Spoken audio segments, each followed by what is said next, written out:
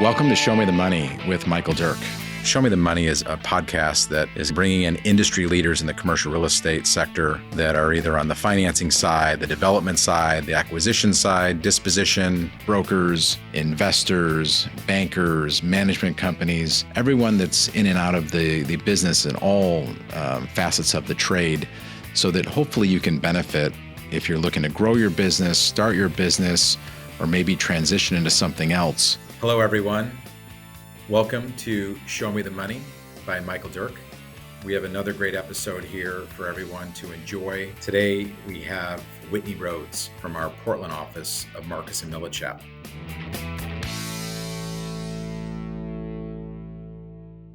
Whitney Rhoades is a multifamily advisor focused on helping investors buy and sell commercial real estate in Oregon and Southern Washington. As the Oregon's office most senior apartment broker and founder of the Rhoades Group, Whitney leads Marcus Millichap's largest multifamily team in the whole state. Whitney has garnered both local and national recognition for her team's dedication to providing clients with insight and value as a trusted partner in real estate. Named the best of the Portland's Business Journal, Whitney was the top producing apartment broker for Marcus Millichap in Portland in 2024 and has earned numerous performance awards throughout her career. As a team leader in the Portland office, Whitney utilizes the unique capability of Marcus Millichap's national marketing platform to her clients' advantage, providing investors with access to the industry's largest pool of commercial real estate inventory and capital, and only commercial real estate platform truly designed to create massive collaboration, exposure to qualified buyers throughout the United States and Canada. When not hard at work, Whitney spends her time traveling with her husband and hiking with her two dogs, and is continually exploring the vibrant and ever-changing culinary landscape of Portland. Whitney, welcome to the show. Thank you for being on here. Little background, I've worked with Whitney now for several years, and she has been a great leader for her team. We've done a lot of business together, and we're very thankful to have her on the show. Whitney, welcome to the show. I'm going to do a little quick overview of the market before we jump into some questions. And just as an overall, what we're seeing right now firsthand, tying it primarily to multifamily, we're seeing rates right now anywhere from the low 5% to the high 5% respectively across the board. If a deal has some hair on it, it may be in the low to mid sixes. But overall, we are seeing rates come down with the Fed making moves to put pressure on rates. It does not correlate one-to-one into Treasury bills, but as you out there listeners know, there is a lot of pressure to get rates lower. We are seeing a ton of activity in the market in the last couple months, and working especially with Whitney, her team in the Northwest, it's been a great opportunity to work with clients, help them on refinances as well as purchase activity. So we're still seeing a plethora of non-recourse activity with agency financing, CMBS financing, debt funds, and bridge financing. And then also on the commercial bank, credit union, and other sources, we have recourse money with interest only and little to no step down prepayment penalties. So there's a lot of capital out there chasing deals, and that's helping stabilize the market and helping individuals like Whitney and her team execute on a day in and day out basis. So Whitney, again, welcome to the show. Thank you for having me. Yes. Well, if, moving right into the questions here, you're focused on helping investors buy and sell apartments in Oregon and Southern Washington. Again, we've worked on a plethora of opportunities together. What are the strongest trends you're seeing in this multifamily market right now, both on a challenging standpoint, and where is the opportunity lie for investors? No challenges in Oregon, Michael. Come on. It's easy. Yeah. I think one of the biggest strengths that we have in the Pacific Northwest is people have always moved here for lifestyle. That's why we moved here. Temperate climate, bunch of outdoor activities, amazing wine country, really varied employment sector, and all of that is not something that's going to go away. Portland still remains the most affordable major city, at least on the West Coast. That being said, obviously, we've had a lot of challenges in the last few years. It's no secret that our homelessness has spiked, that we still have a really, you know, a very challenged downtown urban office core. But I think what we're really excited about and what we started seeing recently in from 2023 to 2024, we had our first actual increase in Portland's population, not just across the metro area, but specifically Portland. We've also seen vacancy decrease during that time frame. 2025 summer tourism was back near pre-pandemic levels, and so a lot of the kind of ship turning has started, and we think is signaling a turnaround from that previous decline. Um, couple, Has there been a lack of construction? I guess one thing is, yeah, so one thing, depending on the market you're in right now, some markets are completely overbuilt, obviously, and there's a plethora of supply that's going to correlate into concessions. If you could speak to that in Portland, has there been an oversupply of construction? And if so, how do the concessions stack up on deals today? yeah, that's a great question. Like most markets, I mean, we're seeing actually a very constrained pipeline moving forward. A big piece of that is not just the macro expenses everyone has, but some specific regulations within the city of Portland. So we did have a very concentrated overbuild that originated pre-pandemic when actually inclusionary housing was originally passed here. And so that created a limitation moving forward where you have to have a certain uh, dedication towards affordable housing within a given project over 19 units. Those permits have all since burned off. There's still some pockets here and there where there's some really significant infill that's happening, but for the most part, that's really all tapered off. The lease up process has been gone through. We've backed off from 6, 8 weeks of free rent, $500,000 Visa gift cards, no security deposits, back into a much more normalized space. So the cannibalism from each other within the lease up process from properties that might otherwise not be competitors has really dwindled and has helped to press that vacancy rate back down into a sub 5% across the metro. Right. Okay. Whitney, can you touch on, you lead a pretty big team up there, and I've worked with your team now for some time. They're all working very hard day in and day out, everything from your, junior brokers all the way down to your services side. And so, what is differentiating you on your services that you're giving to clients versus your competition? I like to think that we separate the deal from the client in a good way. And I what I mean by that is we try not to just be transactionally focused. Obviously, we know our job is to get the deal to the finish line, but we really try and look at what is the client's goal, what's the buyer's goal, what's the seller's goal, how can we help to accomplish that in more of a holistic manner. Um, a really, really key element that we lean on a ton is our relationship with your team. That responsiveness and that efficiency that we've been able to see from you has allowed us to continually get deals done that are tricky, to push values while still providing a real benefit to the buyers. And nobody wins when we have a deal that falls apart. So removing that concern around financing hurdles, being able to lean on not just M&Ms, but your team specifically, just massive relationship network and ability to continually stay in tune with this ever-changing lending landscape has allowed us to avoid a bunch of hurdles. So I think that Right. that is a big piece of puzzle and an influencer of success for us.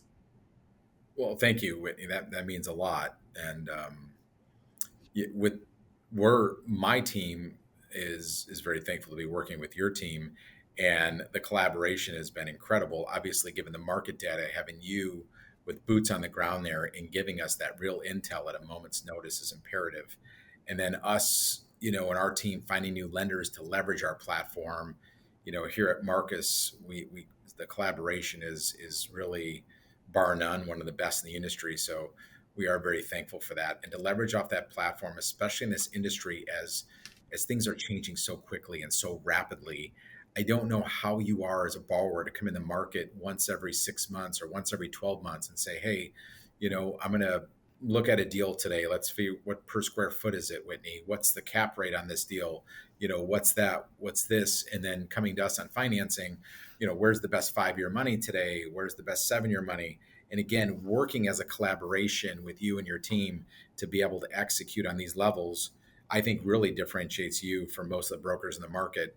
I can't tell you how many investment brokers I work with that sometimes use this as an afterthought versus not saying that we are the deal. We're not trying to pound our chest in that respective, but to not lead with financing and understand the fundamentals and the bottom line on the rate of return for the investment.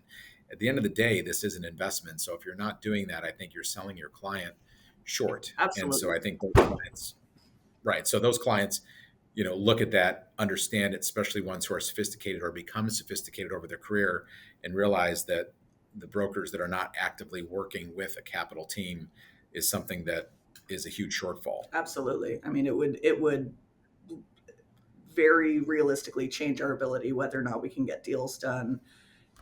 In one key example that we use in a lot of conversations about the value of MMCC, and you guys specifically, was a deal where we had a client coming in with his relationship lender, 6.25%. That's backing him into a very specific price point, and we were able to turn around and show them a thorough, professional, deliverable debt matrix that Zach on your team and you had put together, and I think their pricing shifted by roughly 5% due to a 75 basis point swing with just a different Right. loan product that they hadn't considered. And I mean, that's a huge win. It got the deal done instead of having an unbridgeable gap from buyer seller expectations. So it's a Right. complete missed opportunity to not take advantage of that.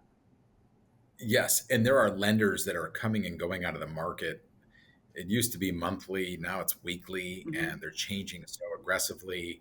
And lenders are actually getting roll off and attrition now in their portfolios. So they are pricing deals more aggressively, which is great. And it's the key is to have access to these lenders. And again, going back to our platform and helping you and your team and your clients execute could be the matter of making and breaking deals and making them work on a rate of return.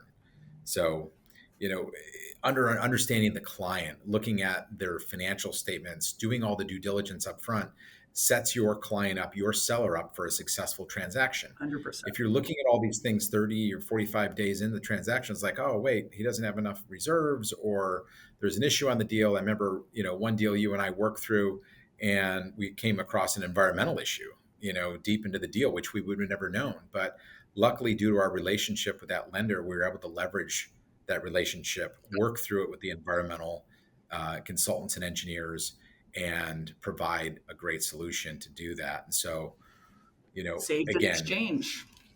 yes, that's a 1031 exchange where there could be a huge tax implication that could come out to haunt people, and that's something we don't want to do. And Absolutely. one nice thing about working with us as an intermediary is we have a lot of different resources, and we are just not a one-trick pony. When we have an issue with one lender, we usually have 4 or 5 backups to help that client, Absolutely.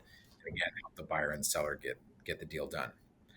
Um, Whitney, with changing interest rates, supply constraints, shifting demand, how are you adapting on your strategy? Like, what are you seeing, and especially like Oregon and Washington? What are you doing differently today versus, say, 2021 and 22? Like, what are you doing differently today? I guess to help these clients. Yeah, great. I mean, definitely a good question. I think everybody wants to know kind of what's the crystal ball say for what the right move is right now. Our crystal ball has not been 100%, but I think what a big shift in how we're looking at deals, how investors are looking at deals, and really where that success opportunity is just extending the time frame that you're looking at your exit, your hold period. Value add deals are always that's always been everybody's bread and butter. Everyone wants to see something where they can come in and put their special sauce or kind of magic formula in place and achieve growth through forced appreciation or forced increased cash flow. historically that would be maybe a 2 to 5 year hold, and we're just seeing people who are looking at a little bit of a longer leash at this point.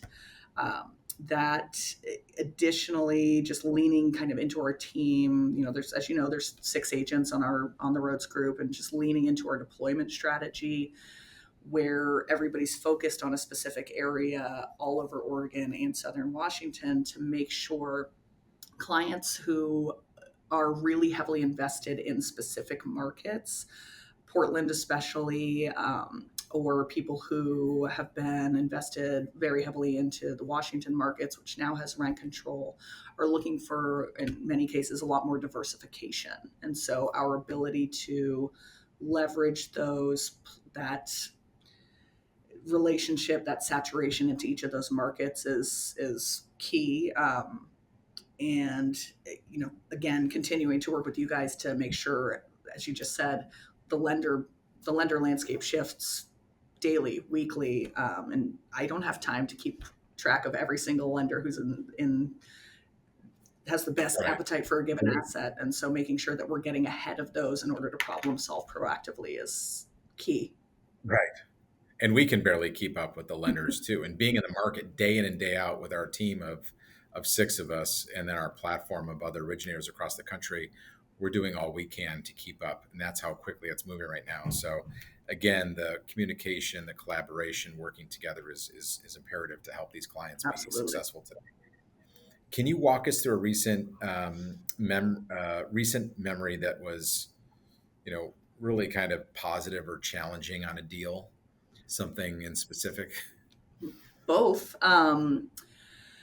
Yeah, we have a recent deal that jumps to mind immediately that you're familiar with. We had a client, let's call her Pam. Her name is definitely not Pam, for the record, but Right. one of my favorite people to work with, like many of our clients, is heavily invested in real estate, and thus often that results in maybe a low liquidity environment, but with a really robust real estate resume. And we encountered some challenges, I think, in finding the right fit and making sure that we were getting the right product type for her. And it got a little hairy and scary for a minute, but ultimately, through working with you guys, understanding what her goals were, and really understanding what the solutions to said challenges were, we were able to shift her into a specific product type that overcame a lot of that and get through some of the challenging borrower financials to get to a positive ultimate outcome. So challenging and Right. good. All's well that ends Yes. well, right? And that's, that just comes with experience too, and understanding the right lender for the right deal, the right lender for the right client, right? So there's tons of lenders out there, but a lot of them don't fit for the specific property. But also, not more important, but equally important, we have to underwrite the sponsor as well, looking at a global cash flow analysis, looking at the net worth, looking at the post-closing liquidity, looking at debt to income ratios. I mean, looking at all these analysis to run through to make sure that you can have a successful closing from start to finish. You know, a lot of lenders and brokers don't do this on the front end. And again, it sets things up for potentially a very shaky closing. Sometimes, it could go well and things work out. Sometimes it doesn't. And if it doesn't, that could be very large consequences. So the more due Absolutely. diligence you do up front and take Financially, time. both financially Right. and into relationships. I mean, if we blow a Yeah. deal, even if it's not through any fault of mine, any fault of yours, the Yes. client involved is going to think twice about how we work together moving forward. So getting that successful is Absolutely. such a key component of long-term success. Yes. You're 100% right. And um, what advice would you give to someone as a young broker starting out in the business today, a young gentleman or young lady that's looking to start out? What would you say to them, Whitney? I work hard, trust the process, be coachable, ask questions.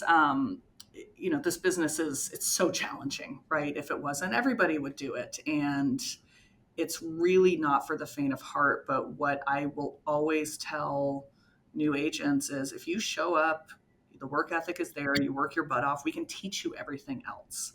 But you have to be willing to listen and be consistent. I mean, that's really where it's not a it's not a quick success process. It's a I just closed I just closed a deal that, I've been working with the clients for over a decade. I mean, we're in a space where you have to build that relationship long term. And I think, the other really key thing is align yourself with a mentor, with a team, with some support environment that you can connect with and learn from.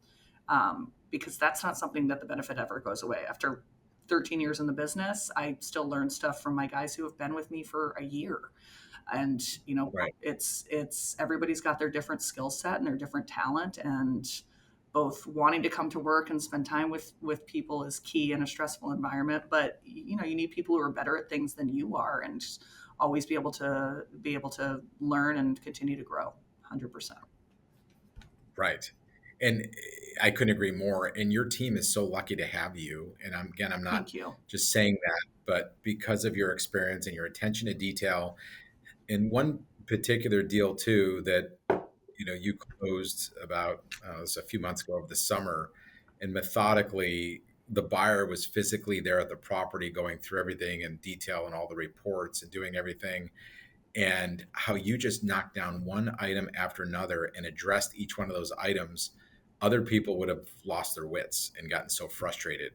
And this guy was just constantly beating the drum, like, this part of the roof right here needs to be done, and this downspout needs to be replaced. And I mean, it got down to, I don't know how many millions of dollars that deal was. I forgot. It was $4 or $5 million purchase or something. And he was talking about, $40 fixes that he wasn't going to close the deal on. And you kept your cool, and you actually you got that done with both the buyer and the seller. And the seller was not someone who was looking to, they were just looking to get the deal done. And it was really good to see you in action right there. And I got to say, as far as working with you, that was one of the best I've seen in the business. And that was cool how you kept your cool and addressed each one of those items, because again, most people would have, I guess, lost their shit, and you kept your Overwhelmed by cool. piles of stuff. Yeah. Yes, and your attention to detail and just knocking one after another. And obviously, you had a successful closing for the buyer and seller. It was really cool to see. Um, Last thing here, the question that I love on the show. We've done this since the start of the show now, and Lance, my producer, we came up with this as a start to do something unique on the show. And one thing we talk about is everyone in life and their career has a high and a low. And so if you could let us know, you can either do life or career. I would just like to know your very high point, and then also a low point, either in life or career, and how you got back up. I know it's a couple questions there, but this is the part of the show where it makes people real on here, because people don't just have all positive things that everyone sees, all the accolades on LinkedIn and It's all all these rose closings puppies. and Come everything. on. Everything's perfect on Instagram, but life isn't like that. So Um, let's hear it, Whitney. Very true. We'll do a career high and a life low, I guess. So I don't know if you and I ever talked about how I got into this business, but it Yeah. was not the conventional way. I used to work in the service industry. I was waiting tables. I turned 30 and just sort of realized there was no exit in place for me at that point, and shifted into, wanted to get into something that offered more of a growth path within a career. So I literally went on monster.com because that was the job search at that time. I'm I remember dating monster.com. myself a Yes. little bit here, but and found commercial real estate and thought, ooh, that seems fun. I don't have to go back to school other than licensure, and I can still kind of, work as hard as I want, but get rewarded for the effort versus just hoping customers come in the door. Um, I started out without a mentor. That was really, really difficult. That's part of why I really appreciate the value of that mentorship.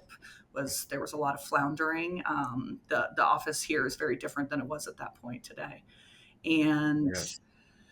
my husband and I went substantially into debt, ended up having, unfortunately, a family member pass away that gave us a Sorry to hear little that. bit of money, which kept us afloat to the point where we got out the other side of it. And I think that's going back to, the earlier question. I mean, it was very, very difficult. Didn't know if we were gonna survive the next week financially, and going back to earlier of just trusting the process and being consistent and showing up and just doing the work and having that faith that your efforts are going to come back to you was the luckily the successful lesson for me in that. But that was a tough time. We learned a lot and tested the relationship and all the difficult stuff, but luckily we came out stronger on the other side. But um, the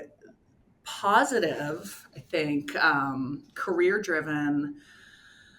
One of the first deal that I closed this year was for a client who I have been probably doing proposals for this particular client for easily over a decade, and that particular seller had wanted to exit their property for quite a while. There were a lot of family dynamics where not everybody was agreeing, but we just kind of kept up to date on where their value was, how that was continuing to grow, and ultimately there was some shifting within the family.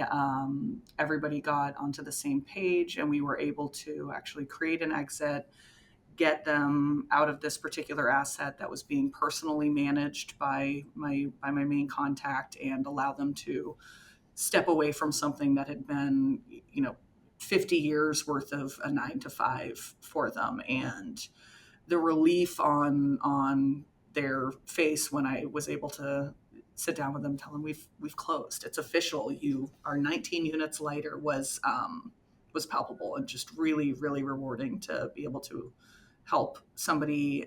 I think that's the human side of this business, being able to help people achieve whatever the long-term goal that they want out of real estate is, whether it's retirement income, whether it's I want to get out of something that's management intensive and get into something more passive. In this case, whatever the need is, if we can solve that issue, then it can be a very rewarding process. Yes. And obviously, your track record speaks for itself. So you've obviously done very well and helped a lot of people create wealth and cash flow and an alternative source of income. And that's the key, is to have multiple source of income, because just depending on one could be very challenging and Absolutely. put you in precarious spots. So we've all been there, and digging yourself out, obviously, as you did, turning age 30 and looking in the mirror and understanding that having no exit is pretty daunting. So it's at any age, people could convert whatever it is in their career, and it's just a matter of doing it. And so good for you for having the fortitude to do that, and the foresight to and the gumption to step up and execute on that. So that's really cool. And it's it makes you a real person, so people can relate on that basis. And I think it's excellent. And I think our listeners of the show are really going to appreciate the candor that we have here. Most of the episodes, and people just talk about rah rah rah and this and that, but I like to make it real. And Yeah. so I appreciate it. Whitney, this was awesome. Is there any last minute words you want to chat about on to give Um, any insight onto a quick elevator pitch to investors out there right now? yeah, elevator Um, pitch. I firmly believe we've as we talked about, had some challenges in Portland apartments. I think we're at the turning point right now where 5, 10 years from now, this is going to be the spot where everybody kicks themselves for not buying as much as they can. Cap rates are up yes, 75 plus basis points on deals in some markets that just do not move. Rates are down a little bit. I mean, this is the time to lock in that awesome basis. So either come buy some stuff, or I look forward to telling you I told you so in the later part of the decade. I love it. I love it. Well, Whitney, it was an honor to have you on the show. Thank you Likewise, so much. my pleasure. And I wish you continued success, and our team looks forward to working on many more deals over many years to come. And I hope everyone enjoyed the show. Thank you, everyone, and have a wonderful day. Goodbye.